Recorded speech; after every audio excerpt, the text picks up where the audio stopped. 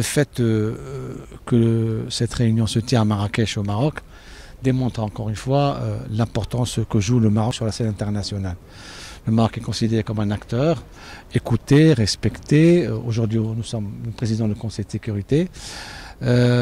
Pour cette réunion spécifique à la Syrie, bien sûr, le Maroc, en tant que président, cherchera les compromis nécessaires pour d'abord pour un soutien beaucoup plus important à la coalition syrienne pour qu'elle puisse construire démocratiquement et souverainement son avenir en se basant sur les paramètres clairs qui ont toujours prévalu dans la politique étrangère marocaine, à savoir l'esprit de compromis, la négociation et le règlement pacifique des conflits.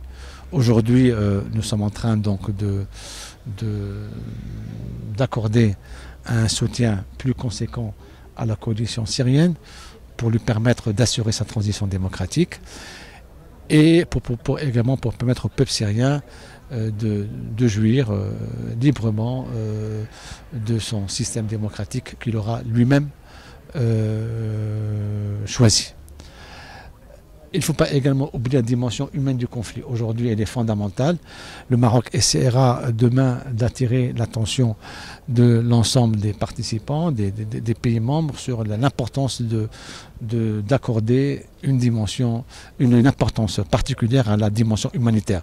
Aujourd'hui, il y a des milliers de réfugiés dans les pays voisins, en Jordanie et en Turquie.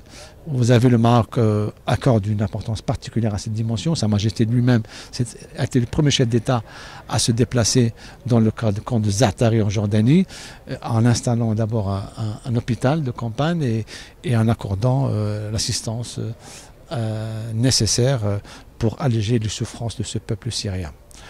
En tout cas, nous sommes disposés à accorder demain tout le soutien politique à cette coalition qui représente les différentes sensibilités du peuple syrien.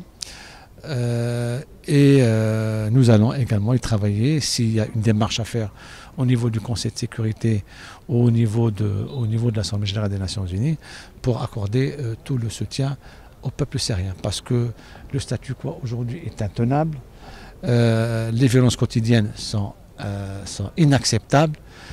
Et aujourd'hui, il faut accorder la priorité à la transition démocratique pour que le peuple syrien puisse vivre en paix dans une région qui a besoin de paix aujourd'hui.